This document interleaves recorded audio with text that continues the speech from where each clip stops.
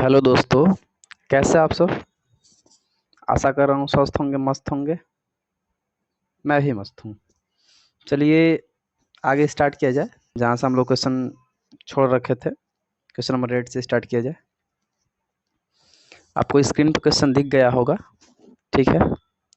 बोला जा रहा है, सी का वह मान जिसके लिए समीकरणों C X minus Y equals two और C X minus two Y equals two 3 के युग्म के अपरिमित रूप से अनेक हल होंगे। ठीक है, तो अनेक हल वाला केस अप्लाई किया जाए। आप लोग को पता है अनेक हल क्या होता है, ठीक है। तो देखिए, मैं पहले समीकरण लिख देना चाहता हूँ।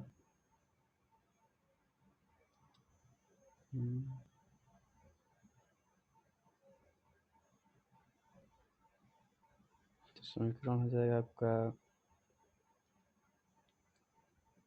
सॉरी ये ज़्यादा छोटा हो गया।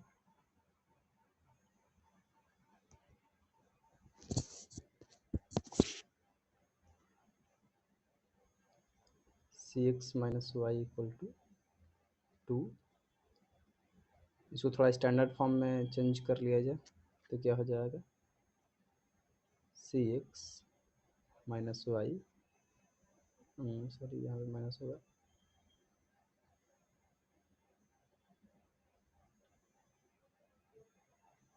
-2 इक्वल्स टू 0। ठीक है, इसको मैं फर्स्ट इक्वेशन बोलता हूँ। यहाँ से फर्स्ट इक्वेशन से a1 निकालिए, कितना हो जाएगा, c b1 निकालिए, कितना हो जाएगा -1, और c1 निकालेंगे तो हो जाएगा -2। ठीक इसी प्रकार इक्वेशन नंबर सेकंड देखिए, क्वेश्चन में दिया गया है कितना है वो, तो ये हो जाएगा 6x माइनस 2y, ये y है, इक्वल टू 3। इसको थोड़ा और सीधे फॉर्म में लिखिए, कितना हो जाएगा, तो 6x minus 2y minus 3 equals to 0। ये आपका सेकंड इक्वेशन रहा। इसको लिखिए, a2 कितना हो जाएगा 6, b2 कितना हो जाएगा -2, और c2 कितना हो जाएगा -3। ठीक है, के युग्म अपरिमित रूप से अनेक हल होंगे। अपरिमित रूप से अनेक हल वाला केस लगाइए।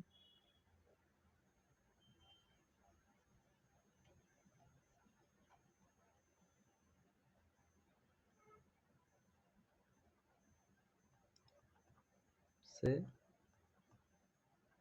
अनेक हल क्या होता है, ये वाला a1/a2 equal to b1/b2 equal to c1/c2, यही होता है। ठीक है, ऐसे देखिए, तो रखिए वहाँ पे, कितना हो जाएगा, a1 का जब कितना है c/a2 कितना है 6 ये 6 है, ठीक है, इक्वल टू b1 कितना है, b1 -1 अपान b2 कितना है -2। अगर इसको सॉल्व करिएगा तो ये माइनस नीचे वाले से कैंसिल आउट हो जाएगा, और c इक्वल टू हमको मिल जाएगा 6/2, ये भी कट जाएगा 3 बार में, तो c इक्वल टू कितना हो जाएगा 3, तो c इक्वल टू 3। अभी हम नहीं कहेंगे कि c का वैल्यू आ चुका है, जब तक कि दोनों मैच ना कर जाए, मतलब कि ये वाला भी तो मिलना चाहिए ना।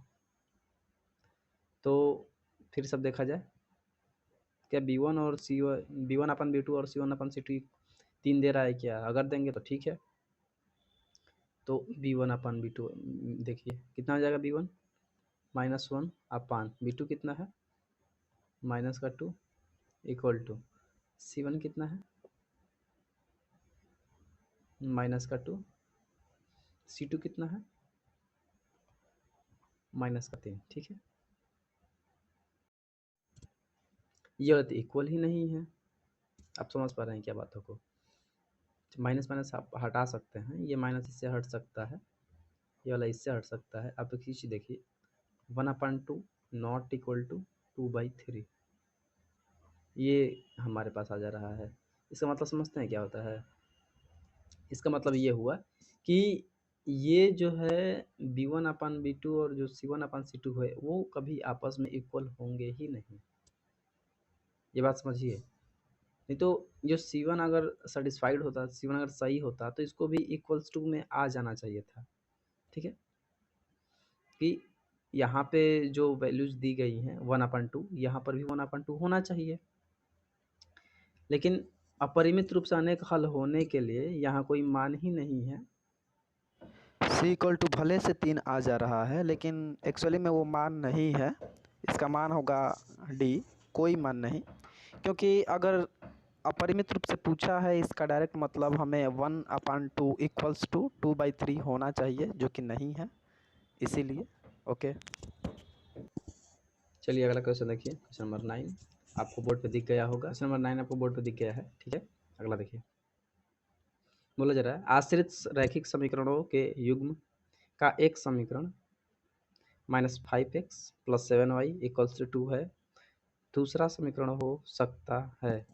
आश्रित का मतलब समझते हैं। आश्रित का मतलब क्या हो जाएगा? Dependent equations. मतलब कि ये जो मैं लिख रहा हूँ, ये जो इक्वेशंस लिखा जा रहा है -5x + 7y = 2, इसको अगर अरेंज फॉर्म में मैं सीधा लिखना चाहूँ तो कितना हो जाएगा? -5x + 7y - 2 = 0। तो इसका आश्रित समीकरण का मतलब क्या होता है?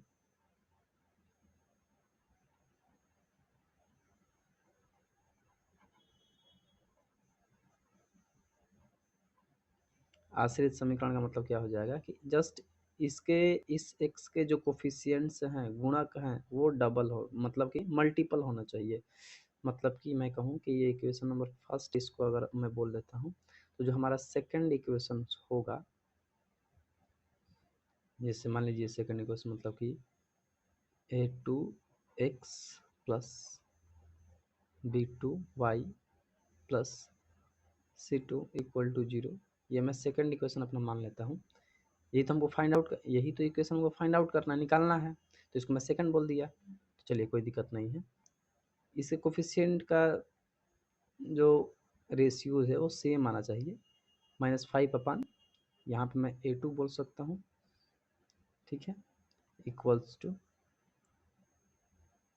यहाँ पे जो आपको दिखाई दे रहा है, क्या दिखाई दे रहा है? 7। ठीक है, तो यहाँ पे मैं बोल सकता हूँ 7/b2, और यहाँ पे हो जाएगा -2 बाई, यहाँ पे हो जाएगा c2। इन सभी का रेशियोज आपस में सेम होना चाहिए। ये बात समझ में आ रही है? ठीक है।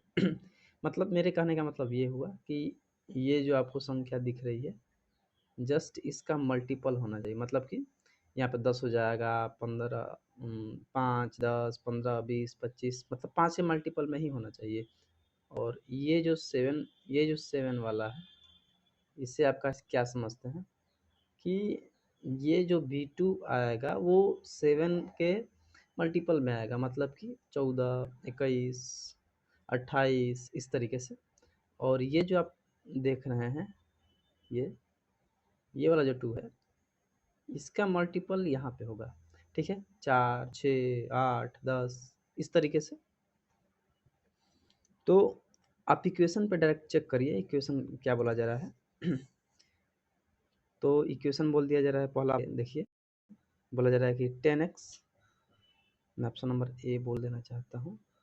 यहाँ पे देखिए 10x प्लस, मेरे ख्याल से डबल डबल लिए हैं। 10x से हमें पता लग रहा है, क्यों?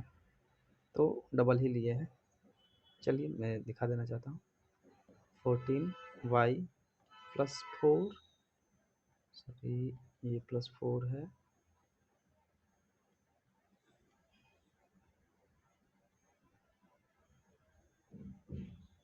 = 0।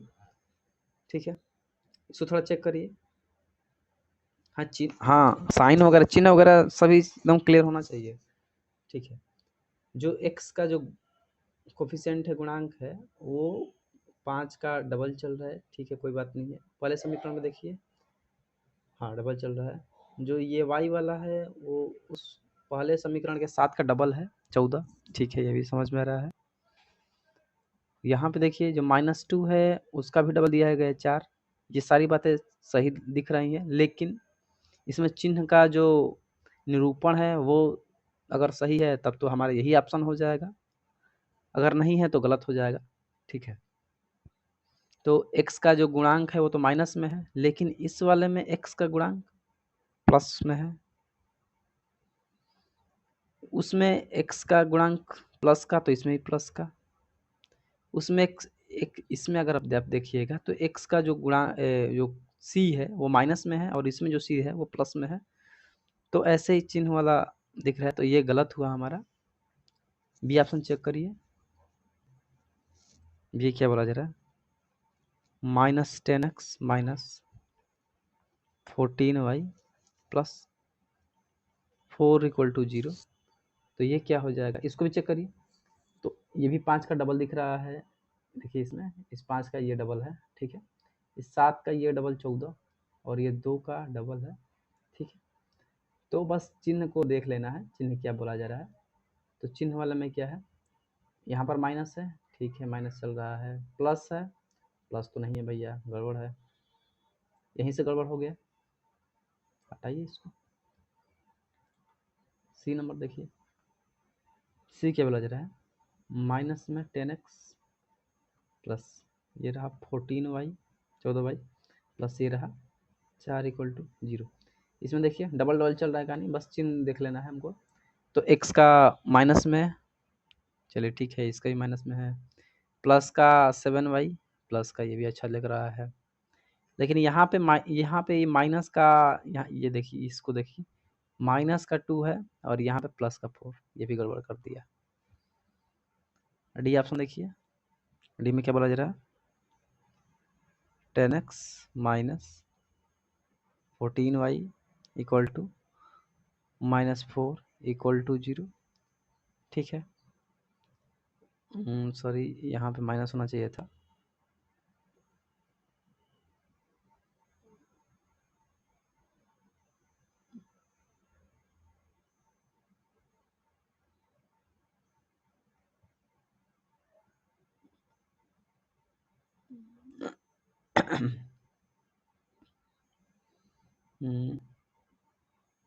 माइनस है ना, अरे इक्वल टू माइनस का 4।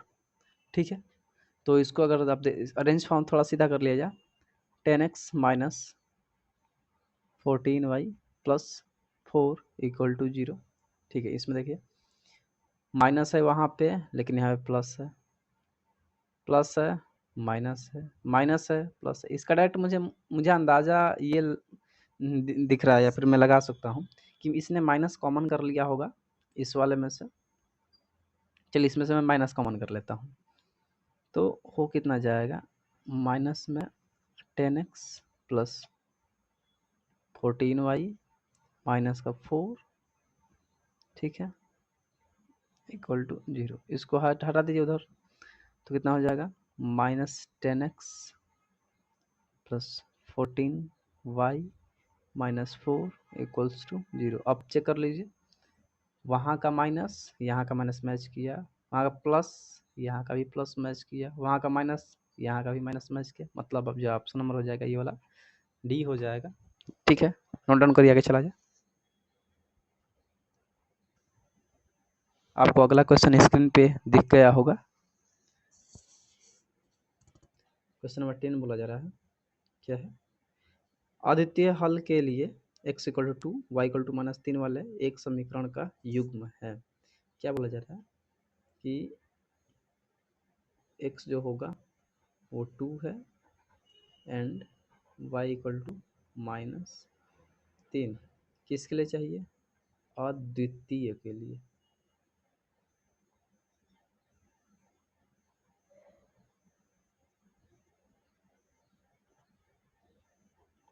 द्वितीय हल का मतलब क्या समझते हैं, यहीं पर लिख देना चाहता हूँ, a1/a2 not equal to b1/b2, मतलब कि इंटरसेक्टिंग लाइन्स होगी, प्रतिच्छेदी रेखा। निकालिए, चेक करिए।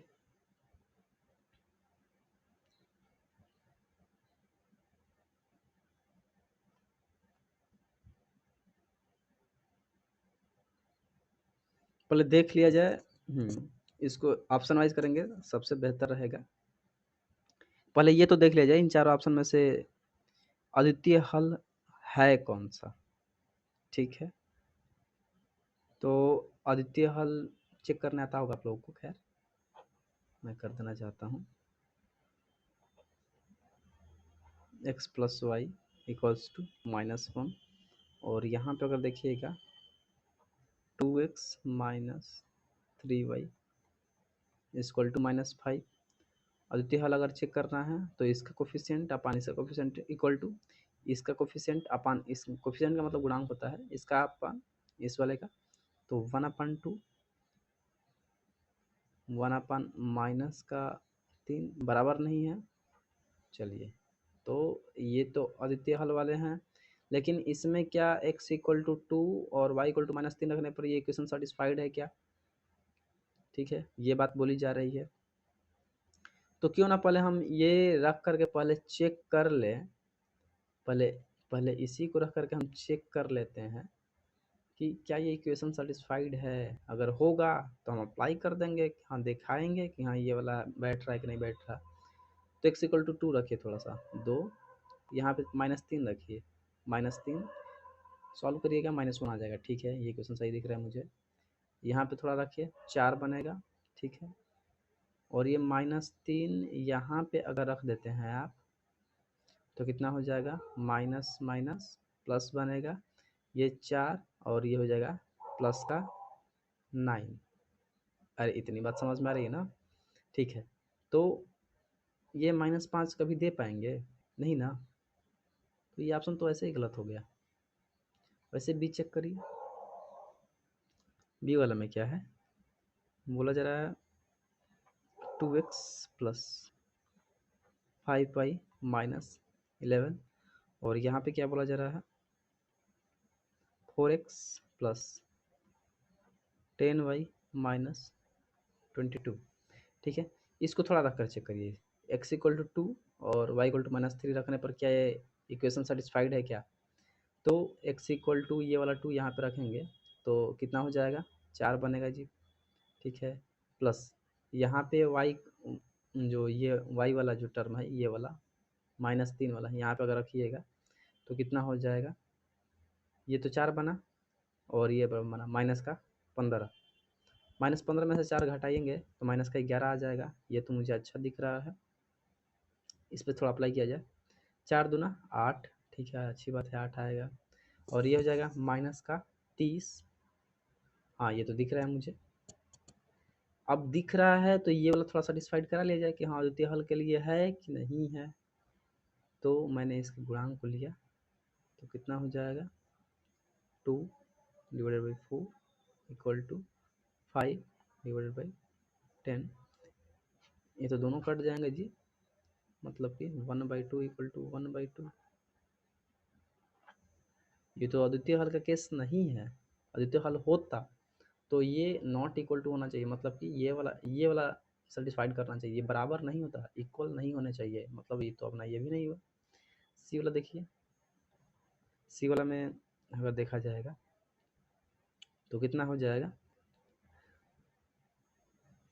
2x minus Y equal to 1, और यहाँ पे मैं लिख सकता हूँ 3x plus 2y equal to 0। Satisfied कराइए इसको, x इक्वल टू 2 रखिए, 4 बनेगा, y इक्वल टू -3 रखिए, माइनस का 3 होगा, 4 माइनस माइनस प्लस बनेंगे, 4 और +3 7 होगा, ये तो 7 दिखाई ही नहीं रहा है, ऐसे ही गलत हो गया। अब जो ऑप्शन बचा उसमें चेक क्या करना जी, हम आँख मूंद कर बोलेंगे सही है ऑप्शन, ठीक है, आप चेक कर लीजिएगा। मैं क्वेश्चन नंबर 11 पे चल रहा हूँ, आपको अगला क्वेश्चन पे आपको क्वेश्चन दिख गया होगा। क्या बोला जा रहा है, यदि x बराबर a और y बराबर b समीकरणों x minus Y equal to 2 और x plus y equal to 4 का हल है तो a और b के मान क्रमशः हैं। बहुत आसान क्वेश्चन है, बस आपको मिसलीडिंग करने की कोशिश कर रहा है ये क्वेश्चन। तो मैं क्या बोल सकता हूँ, दोनों इक्वेशंस को हल करिए, दोनों इक्वेशन को हल करिए। x minus Y equal to 2, ये आपका फर्स्ट इक्वेशन, और ये कितना हो जाएगा x plus y equals to 4, ये रहा अपना सेकंड इक्वेशन। दोनों इक्वेशन को क्या करना चाहिए, चिन्ह विपरीत हैं, इसका डायरेक्ट मतलब हमें जोड़ देना चाहिए। जोड़ी 2x, ये कैंसिल आउट हो जाएंगे जी, ये वाला टर्म कट जाएगा इस वाले टर्म से, तो ये कितना हो जाएगा 6, और x इक्वल टू कितना हो जाएगा 3, और x का 3 किसी इक्वेशन रखिए, x माइनस 3 इक्वल्स टू 2, और x का 3 जो है मैं इसी इक्वेशन में डाल देना चाहता हूँ नंबर फर्स्ट में, तो कितना हो जाएगा 3 माइनस वाई इक्वल्स टू 2, और y की वैल्यू अगर आप देखिएगा तो कितना मैं लिख सकता हूँ, y को इधर लाइए, 2 को इधर ले जाइए, 3 माइनस 2 वाई इक्वल टू 1 आ जाएगा। चलिए, और हमें इक्वेशन में क्या दे रखा है, हमें ये दे रखा है कि x बराबर a है एंड y बराबर b है, तो किसका चाहिए, ए बी का मान चाहिए क्रमशः। तो a, अब हम क्या निकाल रखे हैं, कुछ नहीं है, ये कुछ नहीं है, हम क्या निकाल रखे हैं, हम निकाल रखे हैं x बराबर 3 एंड y बराबर 1। इसका डायरेक्ट मतलब ये वाला जो टर्म होगा वो a के बराबर होगा क्या, और ये वाला जो टर्म होगा ये y के बराबर होगा क्या। तो मैं बोल सकता हूँ कि a बराबर 3 एंड y बराबर 1। ठीक है, ये अपना आंसर हो जाएगा। इसमें एक और चीज़ ध्यान रखिएगा, क्या ध्यान रखना है, 1 पहले नहीं आना चाहिए, 3 बाद में नहीं आना चाहिए, क्योंकि वो a और b का मान पूछा है, b और a का मान नहीं पूछा है। ठीक है, तो उसने a पहले बोला है, तो आप भी ध्यान रखिएगा कि a पहले ही आए। ठीक है, ये हो गया है, इसको नोट करिए, अगले क्वेश्चन पे चला जाए। ठीक है,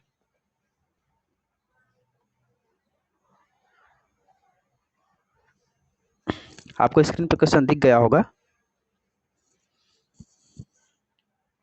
बोला जा रहा है अरुणा के पास केवल 1 रुपए और 2 रुपए के सिक्का है।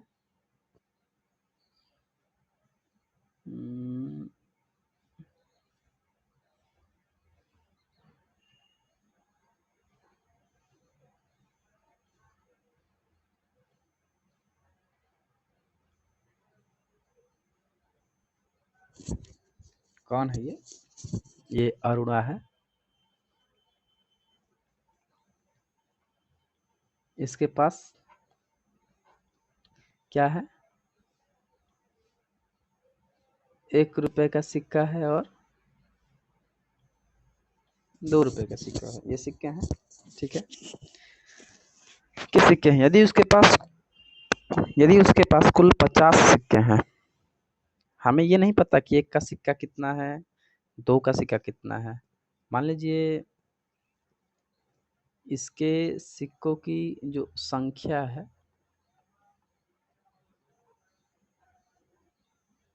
इसको मैंने x बोल दिया, और इसके सिक्कों की जो संख्या है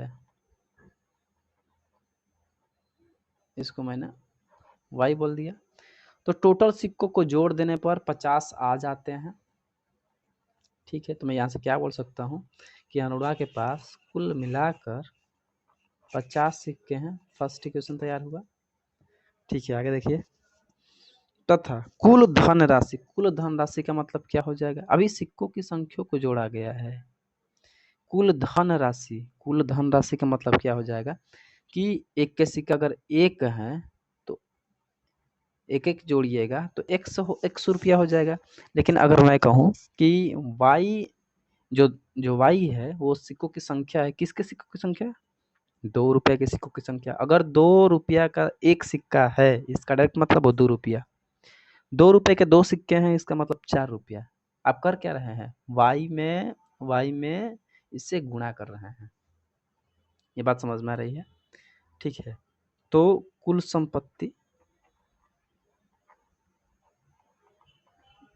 संपत्ति वाला आप लगाइए। कुल इसको मैं धनराशि लिखना चाहूँगा। कुल धनराशि दे रखा है।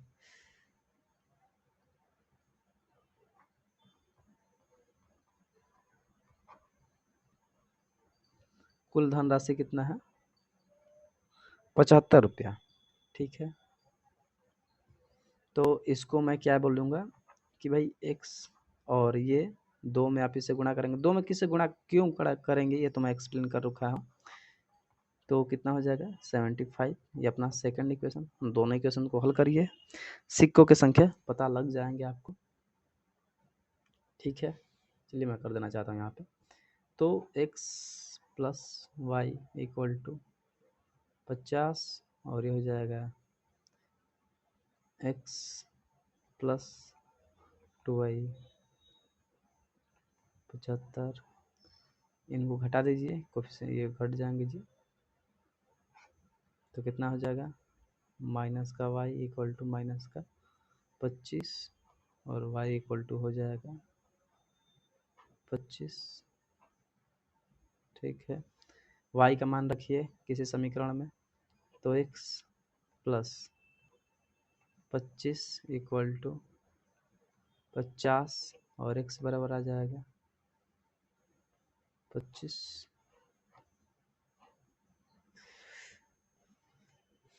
तो उसके पास ₹1 के सिक्कों की संख्या कितनी हो गई? तो ये बेसिकली जो सिक्कों की संख्या है वो कितना है जी? 25 निकला। और ये जो सिक्कों की संख्या है ये कितना निकला? ये भी 25 ही निकला। आप इक्वेशन सेटिस्फाइड करा सकते हैं कि 25 दूना 50, और ये 25, 50 और 25 75 हो जाएंगे, जो कि हमको दिख रहा है। ठीक है, आपको क्वेश्चन समझ में आया होगा। नोट डाउन करिए, अगले क्वेश्चन पे चला जाए। लास्ट क्वेश्चन यही है। ठीक है,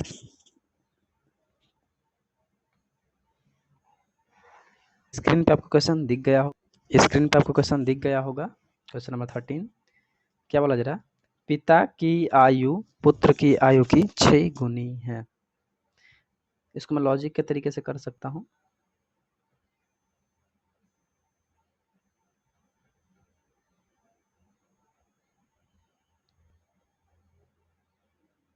इसको मैं बोल देता हूँ फादर। ये समझ में आ रहा है क्या?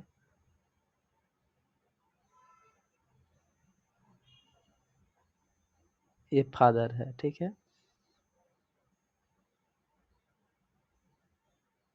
और ये उसका सन, बेटा। चलो, तो पिता की आयु पुत्र की आयु की 6 गुनी है। इस ऐसे क्वेश्चन को डील करने के लिए सबसे पहले हम मान लेते हैं कि दोनों की वर्तमान आयु क्या है। तो दोनों की वर्तमान आयु तो बराबर तो होगी नहीं। तो इसको मैं बोल देना चाहूँगा कि इसकी जो प्रेजेंट एज है, वर्तमान आयु,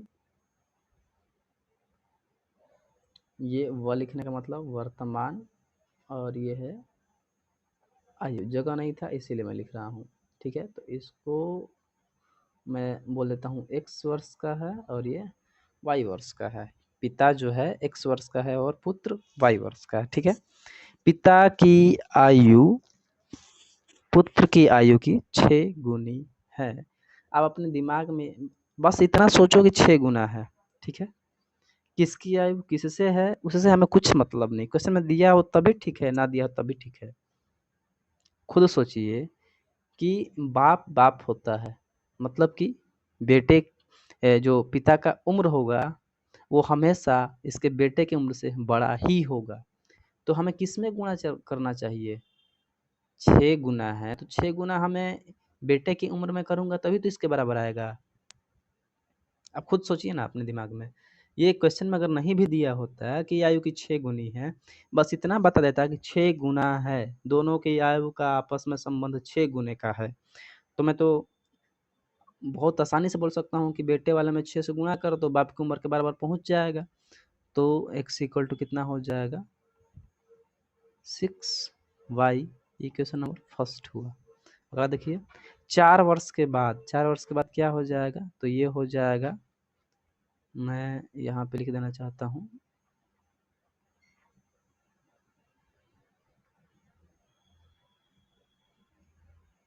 4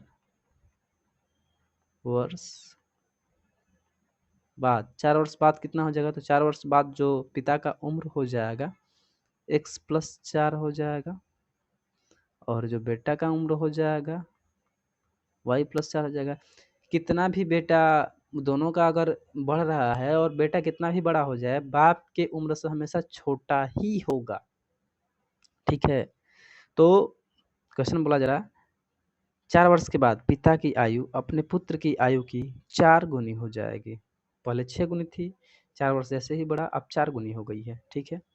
तो मैं क्या बोलूँगा कि x प्लस जो 4 है पिता की उम्र बेटे की उम्र की 4 गुनी है, बेटे की उम्र अब हो गई है x y प्लस 4, उसके 4 गुनी करेंगे पिता का उम्र आ जाएगा, ठीक है। इसको सॉल्व करिए, सेकंड इक्वेशन जनरेट हो जाएगा। तो x plus y equal to 4y plus 16, कितना मैं बोल सकता हूँ x minus 4y equal to ये 12 हो जाएगा। सेकंड इक्वेशन, इक्वेशन 1 इक्वेशन 2 को सॉल्व करिए, आंसर आ जाएगा। तो यहाँ पे मैं x की जगह पे डायरेक्ट इसमें पुट कर दूँ क्या वैल्यू, तो रखिए 6y, तो 6y minus 4y equal to 12, तो ये जाएगा 2y equal to 12, y equal to 6, और y का मान समीकरण फर्स्ट में डालिए तो कितना हो जाएगा x इक्वल टू 6, y, तो x इक्वल टू कितना हो जाएगा 6 गुणे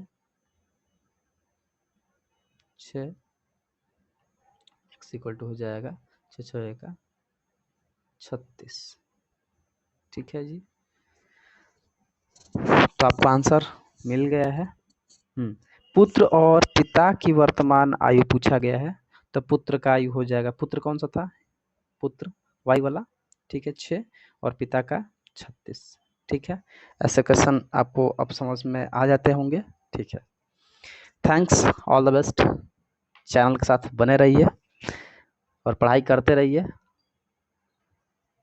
और मैं आशा करता हूँ कि आपका मैथ्स में 100 में 100 आए, ठीक है। इसी मेहनत के साथ लगे रहिए, जोश को बरकरार रखिए।